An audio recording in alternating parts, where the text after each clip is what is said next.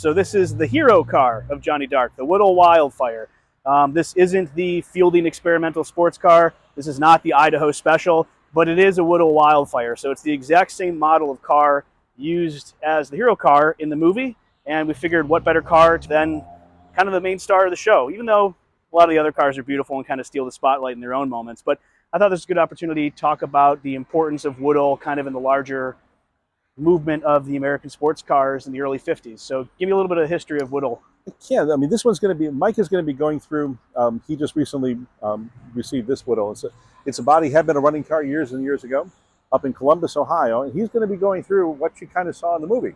He's going to be building your own sports car, and the golden era of doing that was when there weren't other sports cars to buy. A number of guys who built their own sports cars in the early to mid 50s, in the late 50s, I asked them, how come you didn't build another car? Why? He said, because I could buy used sports cars from Italy, from England, from other places that were available, and I didn't have to build everything myself, thank God. A lot of them actually replaced with Ferraris, the Ferrari engine with a high performance, reliable Chevrolet engine called bow tie Ferraris, that's what they're called. But at the time in 1953, you have to look at the context of 1953. 1953 was the most interesting year for American car design and sports cars that I'm aware of. 1953, the Corvette debuted. 1953, Buick Riviera, another large car, but a sports car. Open radius wheels in the back, not two-seater, but big car that looked like almost like a boulevard cruiser.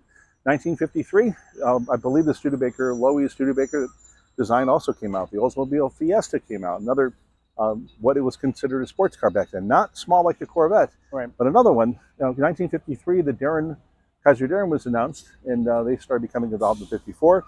1953 was the last year for the Ford Flathead. 54 was going to be the Y-Block and others. So much was happening with design, so much was happening with sports cars, and Universal Studios wanted to be in the middle of it to say, this is an exciting movie. These are Grantham Stardust and Lancers and other cars, Glasspars, and they didn't include, which is really interesting, a Kaiser Darren, which they used to promote the movie, and they didn't include Corvettes. So they were really showing what's happening at, I call it a boutique or a bespoke kind of level, when people were building their own sports cars and having other people build it for them.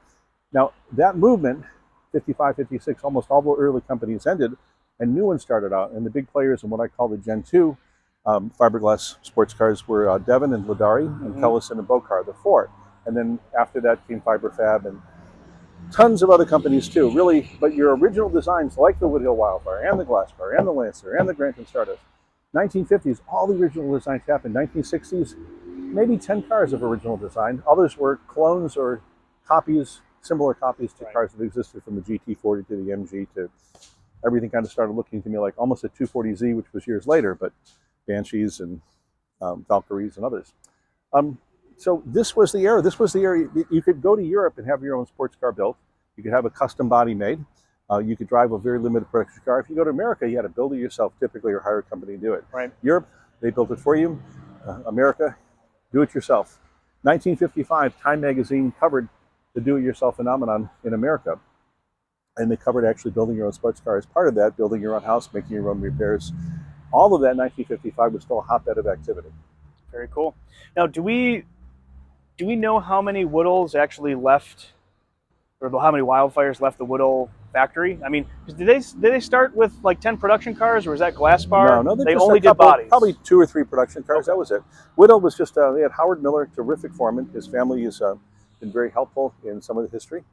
And he was also years and years ago with Frank Cornell, who was the Woodhill historian at that point. Glasspar, we had Frank Hecox and others, and Dennis Gerdes helping give us information early. But Glasspar maybe made 3 to 5 factory cars. Okay. Woodhill made maybe 3 to 5, and 5, I'm being very generous with both Glasspar. Most of them didn't realize that they built their own car. It was called a factory car. Right. And they were really quick to say, look, we built fiberglass. We built boats. We didn't build cars. God forbid you find one of our factory cars. So you can find a factory car. It means the exact opposite. Probably, there's only been a couple out there. Everyone claims they have a factory car. First, it doesn't mean anything. And second, they were not built at a high level. The ones that were built at a high level were people who were building race cars and sports cars, just beautiful things, in many cases designing and building their own body. So very cool. Here's the next car we're going to feature that is making an appearance in the Johnny Dark movie. This is not the actual Glasspar G2 from Johnny Dark, but it's a really great example of the exact same model. We do know where the G2 is from the No, movie? we don't. That one's missing. We're going to just take a second here and do a little freeze frame moment, because after this was filmed, it turned out we actually did find out, after years of not knowing, the origins of the Glasspar G2 in Johnny Dark. Now, the car itself is still missing. We don't actually know if it's survived, if it's hiding in someone's garage, if maybe it's already been restored and some of the features that make it identifiable from Johnny Dark have been removed from the car. But one of the things that I was able to do, and if you guys follow along on Instagram and Facebook, you probably saw a bunch of black and white photos from the Library of Congress. During a trip that I had made a couple months back, I spent some time in the Library of Congress archives looking to see if I could find any photos that Geoff might not already have in his collection. And in fact, and kind of surprisingly, given how thorough Geoff is in his research, I did find some photos. So these photos here show what we now definitively know to be the Glasspar G2 that was used in Johnny Dark. Part of the reason why we didn't know that this was the same car is because these photos were never published. So when I was able to dig these out of the archive, the information that was provided about the description was pretty limited. It just said simply, photographs show a man, Ray Powell, sitting in a sports car in front of a building. And these come from the archives of Look magazine, which actually featured these cars pretty frequently. But these photos were never published. The date they were created was July 7th of 1953, so this is just before filming started for Johnny Dark. With close observation of the details between the photos we're seeing here with Ray Powell at the wheel, the details are overwhelming. You've got the same wheel covers, which of course could easily be changed, but most importantly, you have the spare tire mount on the rear, which is not a common feature on Glasspars. Looking closer at the dashboard is identical. The gas cap location is identical, the bumpers are the same, the exhaust locations are identical, so this is absolutely the car that was used in Johnny Dark. We just don't know where or if this car still exists. One more mystery solved, and I finally have one up on Geoff. All right, back to the rest of the video. We have, there were 9 cars in Johnny Dark. The interest, there were 2 different wildfires, a black and a red one. Okay. And we found both of those. But the Glasspar and the Lancer and the Curtis Craft. Got it. They're examples, like this is a Glasspar example. But we don't know which one. We know characteristics of that, of the one that was in the movie. and we just never have gone back and looked to see exactly which one it might be. It was light green, as I recall. It had a spare tire well in the back and so forth. But the dash is usually the key. If the dash is original, is still in the car, every dash is different. And you can. I did a story once called "The Dashboards Are the Fingerprints of the Vintage Specials of the 50s." This particular one is a body. It's a Glasspar G2, unmodified. It's owned by Tony St. Clair. Sent it down here to be restored and worked on by a couple of our folks, Ralph Smith and Rob Hernandez. Oh, beautiful motor. Studebaker powered? This one is, yeah. Yeah. And just when we started working on that one, on a Willys chassis, he found this one. And so he sent it down with a brand new chassis, custom chassis, and he sent a Studebaker down. I've forgotten which year, but it's a Studebaker V8. And Ralph did all the work, Ralph Smith, and he did all the chassis and the brake work and the engine work, and it's all running and driving. And now we're bringing it back to Tony in a few weeks, which will be the end of 2023. And then hopefully Tony and Kate, his wife, will start getting it and finishing it sometime in the next year or two. These are cast aluminum for the grills? Actually, we've cast aluminum. We've done that before. We ran out a few years ago, so we've got an original grill, and we'll have to make some more in the future if we can. I mean, one of my favorite things about the Glasspars, besides how beautiful they are, is that they were one of the first of the Big Bang, right? You had the Brooks Boxer, which was the original Glasspar before Glasspar was Glasspar, as far as the G2 goes. And this was one of 4 that was at the 1951 Peterson Motorama. You had the Glasspar G2, you had the Irwin Lancer, and then the Scorpion and the Wasp, 2 smaller cars, but these were the full size. At the 51 Motorama, Glasspar was a Glasspar G2, the Ken Brooks car, which was an identical, that was the very first was there. And Ken Brooks' car has never been found. It has a cut hood, which is kind of rectangle. So we should be able to find it. I've been looking, about 70 Glasspars, haven't found it yet. But it'd be fun to find the original one. I did find one of the original Wildfires, but we're keeping that for a story in 2024 if we bring it down. So, all right, and I'm going to test your knowledge once again. Who was the driver of the Glasspar G2 in Johnny Dark? I don't know. I do know who it is, but it's in our book. Okay. It's one of the, we actually did find all the 8 drivers, and we did confirm who was driving what. Cool. But I don't know which one, but it probably was, since it doesn't come to mind, probably one of the stuntmen. Ah, Johnny Daystrom, Dayheim may have been it. We'll have to go back and look. cool. Okay. What was the Glasspar called in Johnny Dark? Oh, what was the Glasspar I think called I in Johnny remember. Dark? Grantham is a Stardust. It Yeah. was the Tomahawk. The Victress was the Thunderbird. I think so. Yeah. Yep. No, I think that's right. Lancer was a Comet. Right. Yeah. What was the Glasspar called in the I movie? think it was the Flying Arrow. That sounds I right. think so. It was Flying Arrow. Yeah. Well, it definitely wasn't the Idaho Special, No. because that's the Potato wildfire. car, yeah. Yep. This is the Grantham Stardust, and Geoff is going to tell us all about it and its significance. Well, Grantham Stardust started in 1953. Fred Grantham was the owner, and there was a design company as well, and employees that worked there too. And we've had a chance to interview two of the employees and the Grantham family, not Fred Grantham. Fred Grantham had passed away, but his son, actually three employees. His son was the third one. So we know quite a bit about these cars. They made about 12. With any of these fiberglass specials, most of them weren't serialized. So 12 was the number they kept from the employees, from the family, and so forth. And of the 12, we know of 4 that exist. I own one. This is owned by David DeLuca. Another one's owned by Clyde Petty, and another one's owned by our friend Steve Cowden. Was one that I owned before. Right. So most, if not all, were built with Ford flatheads. This actually has been, this from David DeLuca's is the one that's been owned the longest by one family. David DeLuca's grandfather bought this from a movie talent director. I have the name back home.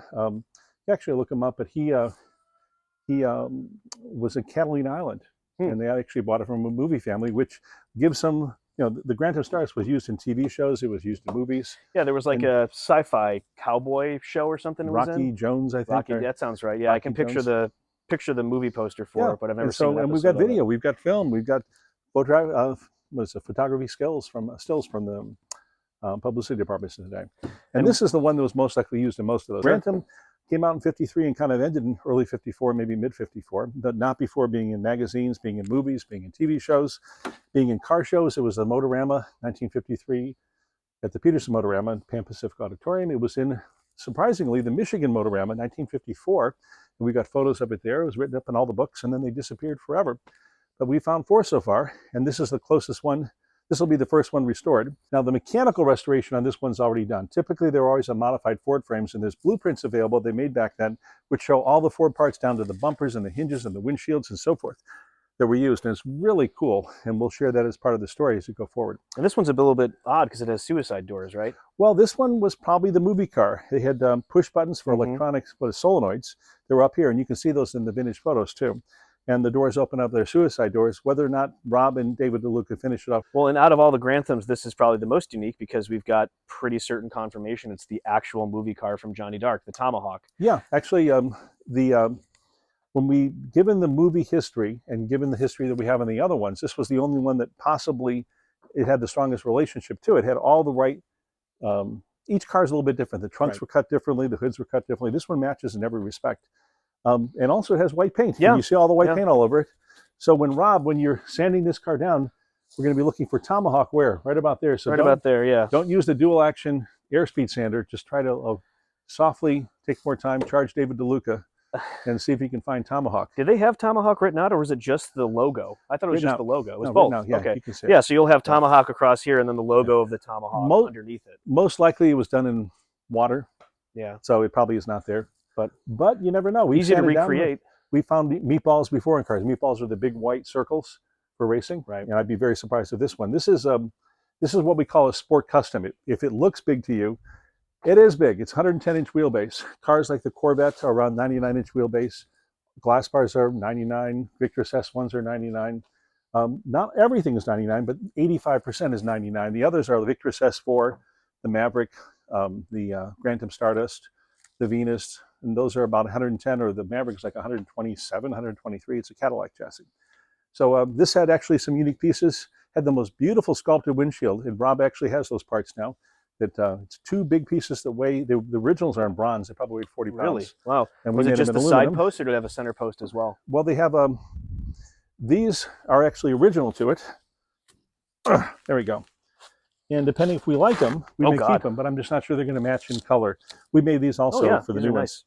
But these actually fit into, there's a slot for them into the base. Real pretty base. The most beautiful windshields, just like a piece of art. Got it. And these come also with grills. They're vertical grills are all cast in bronze, and ours are cast in, no, I think ours is cast in bronze. We did do that.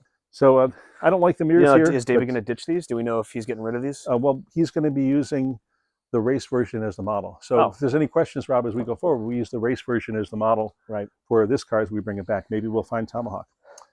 They do have trunks. It's a big car. The last employee I talked to was about 2 years ago, and he was not a car guy.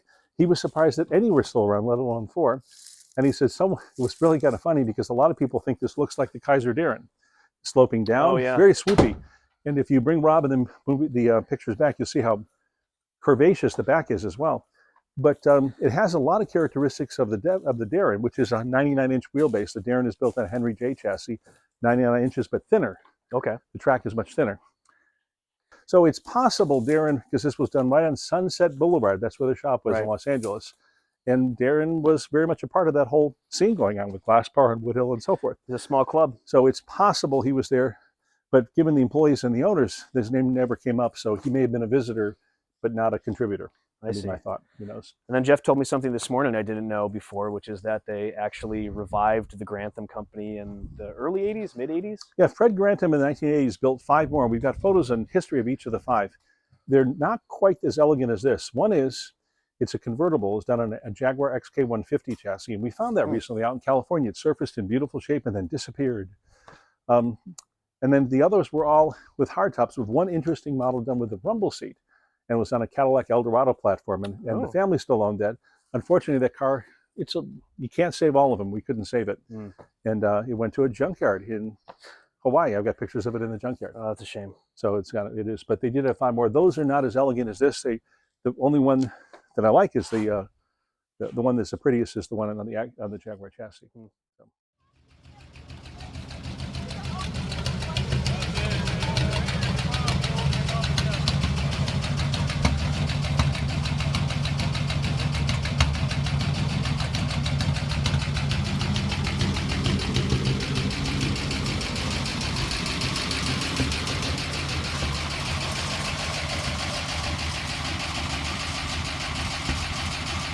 This is a 1953 Victorus S1A, and it came out of Pennsylvania. It's been up there. It looks like it was born and raised up there where we found it.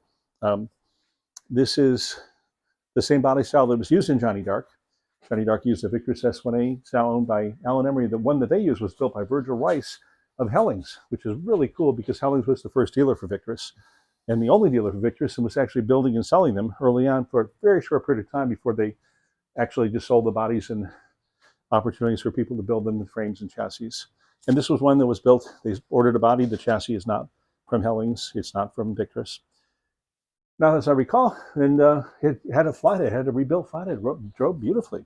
Actually ran perfectly once we got it running. So was this a done-in-era car? Yeah, it was done in era. That we pulled the interior out. Rob's working on, we'll create, I think, a new dashboard. I think Ralph's going to put a new dashboard in. Yep. Rob has put in a new floor. The old floor, I think, is behind me. Is this here? Yeah. Parts of the old floor. That was the best part of the floor, honestly. That was the best part? Yep. Well, it's 60 years down, and now the floor is, I mean, these cars are always restored with an idea, with looking toward the future. And oh. Yeah, you'll see, you can get around there. This isn't from the Titanic? To the old floor? Yeah, I think, Rob, you did a little bit of an improvement on the new one. Yeah. And this is one of the few cars we found with column shifting, and we restored it with a column shifter, Ralph did. And, oh, beautiful. And these struts or openers, these are what? From the These are original struts. Oh, are they? Yeah, from the era. They're not from Victor's. They're probably off of something like an MG or some sports car. Yeah, that's I don't know. You know, Kaiser used Merrill Powell said he used them, and you know they worked out well for him. Oh, yeah, really? Okay. Kaiser had some Frazier in the late 40s. They used them for the hood, 1 or 2. This is Ford flathead, like you mentioned, though, and it's got a really nice solid body. And this is one that we took the windshield off of, and we're putting in a shortened, not shortened, but cut down 1953 Corvette windshield in it. Nice. Oh, this is the. So we built up Rob to have Rob sit did. inside. Yes, and this is all hand fabricated windshield. Oh, so this is actually what's their windshield? Yeah, we have a mold for a 53 to 55 windshield for fiberglass, Lexan, and so forth. So we use it, and we built. This is the first one we're actually putting in. And when I say we, I mean Rob. Okay, now I'm really going to test your knowledge, Geoff. Do you recall who drove the Victress S1 and Johnny Dark?